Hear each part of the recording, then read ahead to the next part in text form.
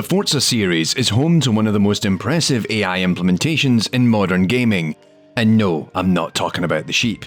Drivatars are AI-controlled racers designed to drive like real people, learning from their behaviour and reproducing it in other people's games, allowing players all over the world to face off against their friends and other players across the Xbox network without ever actually playing the game together. It's one of the longest running applications of machine learning in the video games industry, and in this 60th episode of AI in Games, we're going to crack open the bonnet and find out what makes this engine tick. Whether you prefer the simulation of Turn 10's Forza Motorsport or the open-world anarchy of Forza Horizon from Playground Games, you'll come into contact with Drivatars, a portmanteau of the words driver and avatar.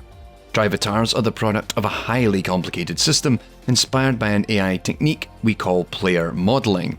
The idea of player modelling is that by gathering enough data of how players play in a given game, an AI system can begin to make intelligent decisions that reflect that knowledge. In the case of Drivatar, by understanding how you drive cars in Forza, it can then drive an AI car in the game as if it was you in the driving seat. If you play any entry of the Forza series offline, all of the other racers you come across are Drivatars. They're all AI drivers that attempt to clone the behaviour of real people. But what makes Drivatar so special is that it has been in the Forza series since the very beginning, meaning it's been in ongoing development since the first entry of the Forza Motorsport series on the original Xbox in 2005, making it one of the longest running machine learning applications in the video games industry. What makes Drivatar so impressive is that it does a whole lot more than reproduce actions it has seen the player make before. It's making intelligent assumptions about how you would race in situations you might never have tried before.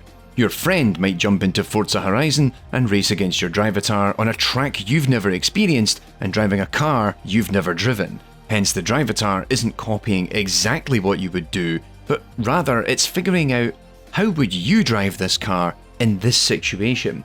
This is where machine learning, rather than traditional symbolic AI, really begins to shine.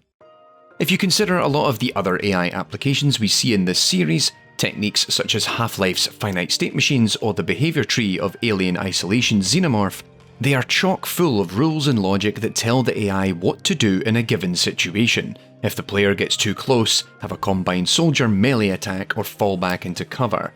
If the alien saw you go into a locker, chase the player down and rip the damn door off. In either case, it requires programmers and designers to figure out what these rules are going to be and then put them into the system. If there isn't a rule for a given situation, then the AI might look stupid or broken, given you expect it to do something in that situation, but the character doesn't have a response for it. Now, consider this in the context of a racing game. You might say, hey, check this turn up ahead. We want to turn into the bend by a certain degree, as well as apply a certain amount of gas. Okay, fine, but that's going to be based on our current direction and velocity, so you need to factor that in there. Oh, we also need to think about the weather, given that will influence the traction of the tyres. And we also need to factor the weight of the vehicle, the types of tyres we're using, the horsepower of the car, and you know what, I think you get the idea. If any one rule here is missing, then the AI is not going to drive that car properly, and you then need to factor this for every corner of every track and in every vehicle. It is possible to achieve this with an approach that models the physics of the car and handles how it would follow the race ribbon, but this complexity increases the number of tracks, race conditions and vehicles are added. If we consider the most recent release, 2018's Forza Horizon 4, that game has close to 100 racing events and around 700 vehicles. Simply put, it's increasingly demanding to do this effectively before we even get to modelling the player's behaviour. But with machine learning, this is much more plausible. Why is this? Well, one of the things machine learning is very good at is identifying patterns in large, complex datasets, and it can then generalise them, so it knows how to respond when it sees a particular pattern in the data. What does that mean for a racing AI? Well, instead of having to write thousands of different logic rules for different conditions, a machine learning system will recognise that a lot of these situations are very similar to each other, and as a result, it can say on a per-frame basis what steering and gas should be applied across the myriad of similar but unique cases. So let's get into it. We're going to explore how Drivatar works, But to do that, we need to talk about the one gameplay system both players and AI interact with, and that's Forza's physics simulation system.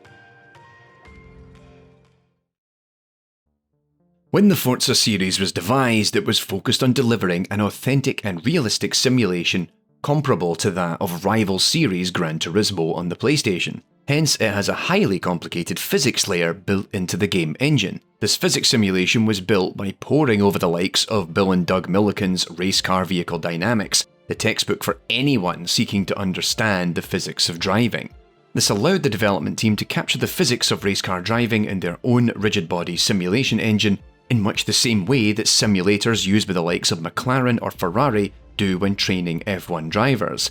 But they don't stop there. The physics system is continually updated with each release of the series, and often the team at Turn 10 Studios work with car manufacturers to get more accurate reproductions of how their cars handle in specific conditions, ignoring the marketing spiel and relying on the expertise of motorsport engineers, sometimes even contacting the manufacturers of car components themselves. In essence, the Forza Physics simulation is one of the most complete and accurate race car simulators that exists in the entire world. The physics system is hyper-performant, to a point that while the game's renderers have fluctuated between 60 and 30 frames per second depending on the target hardware, or the demands of Horizon's open-world environments, the physics simulator runs at 360 frames per second, and has done since the very beginning. The system is so complex and reacts to the smallest of changes that it actually has several layers built into it that act as buffers between a human or an AI as they attempt to drive a vehicle. This is why Forza Motorsport and Forza Horizon feel completely different from one another. There are layers of adaptation between the player and the physics system designed to separate the simulation-heavy approach of Motorsport from Horizon's more arcadey vibe. Plus, there are layers on the player controller level. Some handle how the triggers and sticks of an Xbox controller would map to the realities of driving a car. Plus, there are many assists that real drivers would use, from the likes of automatic gear changes to the use of ABS for braking or the traction control to ensure the car doesn't skid out. It helps even the most novice players get a feel for how to race in a variety of conditions, and in each game the player can customize these in the assists menu.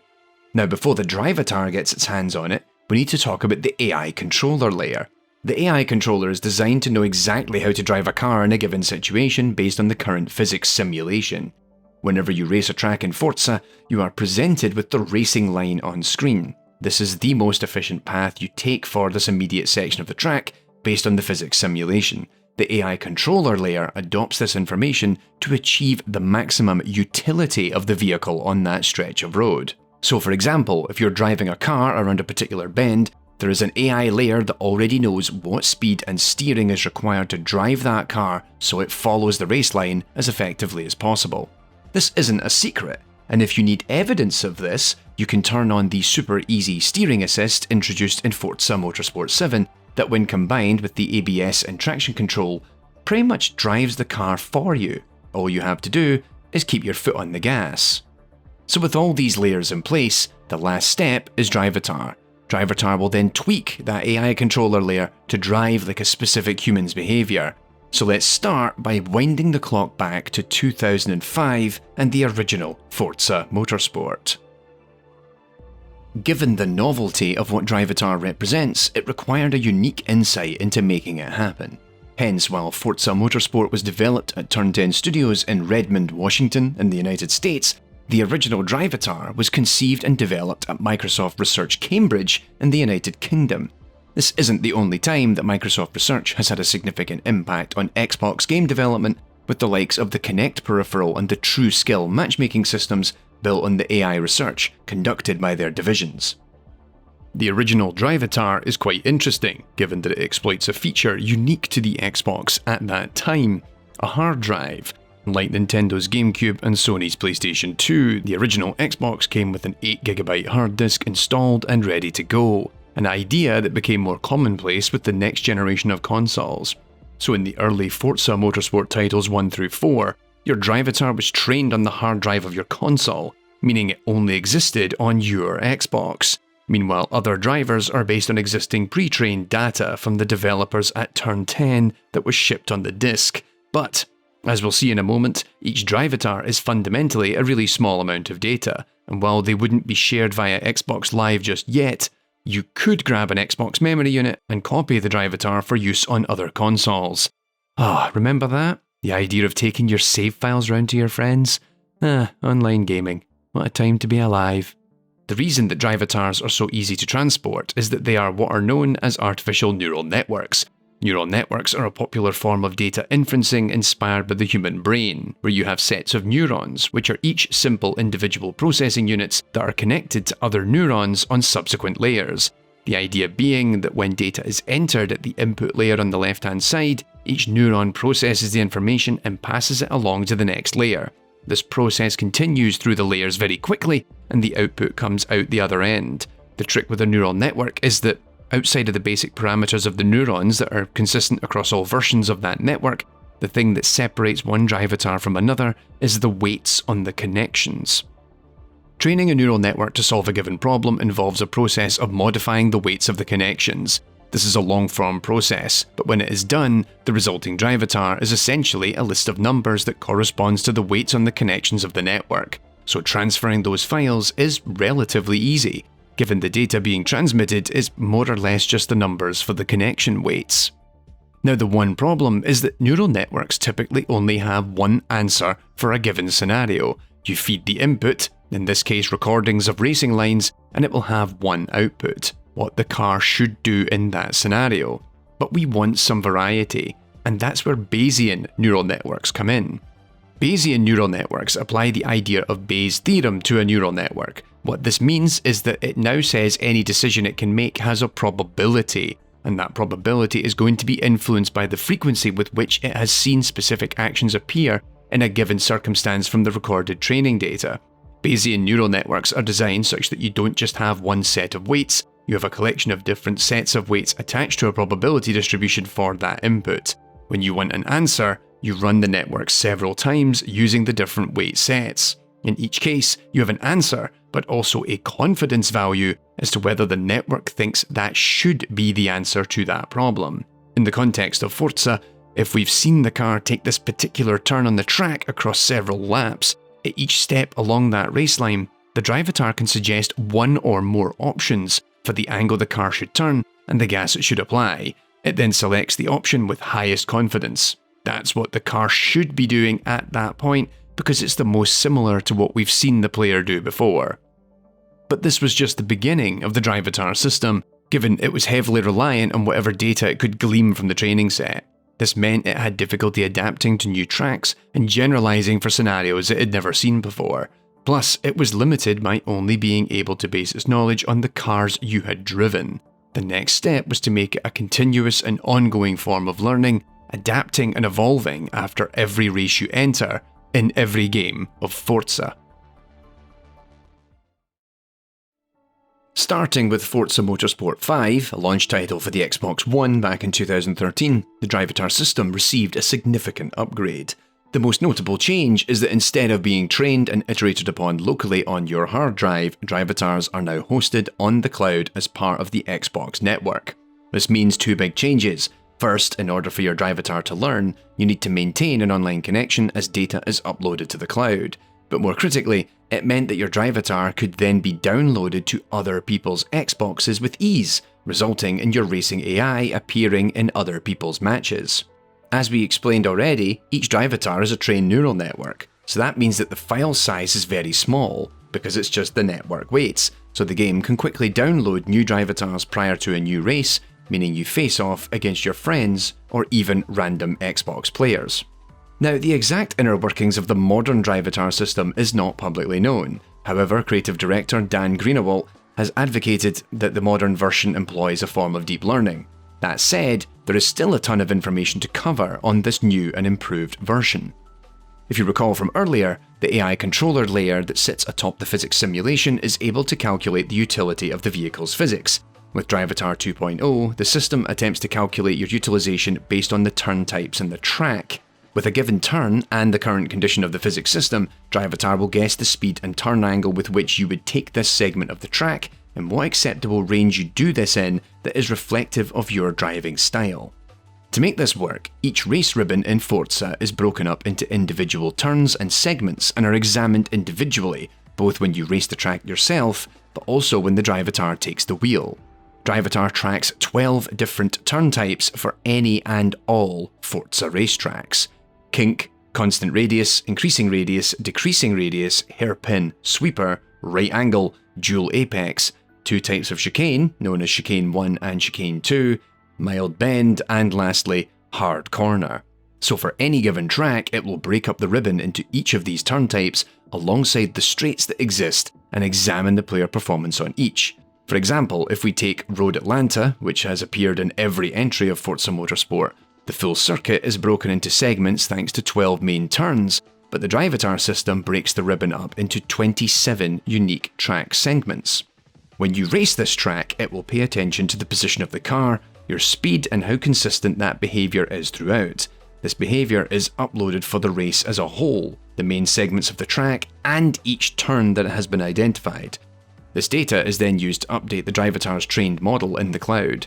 Each time data is uploaded, it's timestamped. As such, as you're building more and more training data about your driving style, Drivatar recognises that it should treat older readings with less confidence, given you might be getting better at the game the more that you play it. When the model is updated, it focuses on achieving the precision of your playstyle and also whether it can infer similar behaviour for different conditions. Now, when the Drivatar races, it can operate in one of 2 ways. First of all, if you have played this track before, it will attempt to mimic the race lines you have established as best as possible. Similarly, if you've driven that car before, it will mimic your utility as best as it possibly can. That means if your friend is racing on a track you've experienced and your Drivatar can drive a vehicle that you've used before, it will aim to match what you did as closely as possible. In fact, the Drivatar remembers what cars you've used on a given track, so if the car is permitted, it will not only pick that car to drive it, it'll also use the livery and tuning that you've selected as well. However, if the race conditions are not the same as what you've experienced before, the Drivatar instead will calculate the utility based on existing knowledge it has of how you handle those type of race segments and their specific turn types on average, so it's more of an approximation of how you handle those turns typically. So if you've never driven the Nürburgring in the game, it will rely on your previous experience to guide it through, sort of like how you would actually drive it in real life. One quick item to point out is that the rewind feature negates the training of the Drivatar. If you botch a corner and use the rewind feature, the Drivatar ignores everything that happens until after you pass that segment of the track successfully. This is a deliberate design decision, given it prevents players from gaming the system and creating the perfect Drivatar by taking the same corner again and again. So if you want to get your AI buddy taking those corners just like you, you'll have to learn to do it successfully without the rewind feature. Given that the Drivatar seeks to reproduce human behaviour, it doesn't just bring along your racing prowess, it also learns to exhibit some of your more aggressive traits, as well as some of your flaws as well. Learning directly from your data, a Drivatar will sometimes learn to take corners badly, just like you. They might even spin out on certain turns, just like you would, and they might be highly aggressive and bash other cars in proximity, because that's what you would do. But the problem is, when you put that into someone else's game, that isn't always ideal. There's a twisted irony in that when played in single player, Forza games need to reinforce the player's power fantasy of driving fast cars like a boss. Meanwhile, the Drivatars are designed to make it feel like you're playing online with your friends. But in reality, your Drivatar doesn't always play like you would, because it's important that in certain situations your AI driver behaves like a professional driver and avoids behaviours that could impact the desired single player experience. For example, while you might play super aggressively offline and smash into other cars, your Drivatar will not exhibit the same level of aggression. You might also shave edges off of corners and try to pass someone by cutting over the grass. Both of these might be behaviours you exhibit when you play, but if your Drivatar does that in the race, it might prove frustrating and distract from that player's experience. Hence, there is a layer of additional control that sits between the driver and the car controller that allows designers to tweak how your Drivatar behaves. This can mean it minimises aggression, stops your Drivatar doing donuts, or even racing backwards.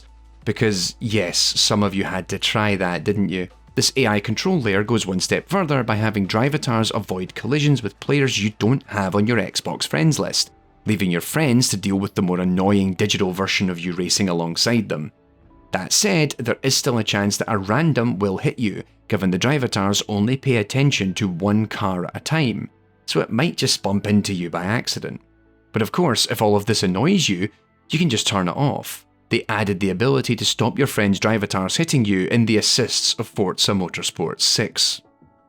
But while this all sounds really cool, this still leaves the open issue of rubber banding. Common tactic in racing games to tie the performance of all AI racers to the player, making them less performant if they're too far ahead or becoming godlike if the player gets a lead. Turn 10 have stated in developer talks that the Drivatars do not rubber band. And technically that's true. They don't rubber band the AI, they rubber band the cars. If a player is too far behind, the game begins to manipulate the cars so they're less performant. They slightly increase the weight so they're harder to get moving, while also scaling back the torque of the engine or the friction of the tyres. Similarly, if you're too far ahead, it does it the other way around, and makes the cars slightly better than they really are in real life. Of course, this has limits, given the accuracy of the physics system means that excessive changes will make the cars undrivable, so it's all done within sufficient range that doesn't break the car's physics model entirely. Oh, and one last thing.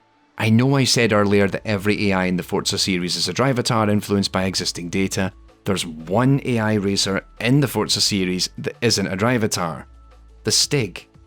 The test driver for the Top Gear television series was introduced in Forza Motorsport 5 as a challenge for players to race against, and brought back once again in Forza Motorsport 6. In each case, it's not based on the show's beloved mascot. Heck, we don't even know who that person actually is, given the identity of the Stig has been a secret once again since Ben Collins was replaced in 2010. Instead, as detailed in a 2015 talk at the nucl.ai conference by Jeffrey Schlimmer, the Stig is a manually scripted Drivatar with a lot of customization to ensure it drives in a specific way that satisfies both the designer's needs and the licensor's demands, though that might also be so you can actually beat them. Racing games are already an incredibly complicated problem space for building AI, but crafting racers that are inspired by player behaviour is even more complicated. The Drivatar system isn't the only example of machine learning applied to racing games, but thus far it's the only one to really deliver that personal touch. Thanks for watching this 60th episode of AI in Games with a long overdue look at the Forza series. I hope you found it interesting and learned something new along the way. If you want to find out more, be sure to check out Ars Technica's interview with Dan Greenawalt, the creative director of Forza Motorsport, which covers a lot of the same ground I cover here, and some other elements I did not.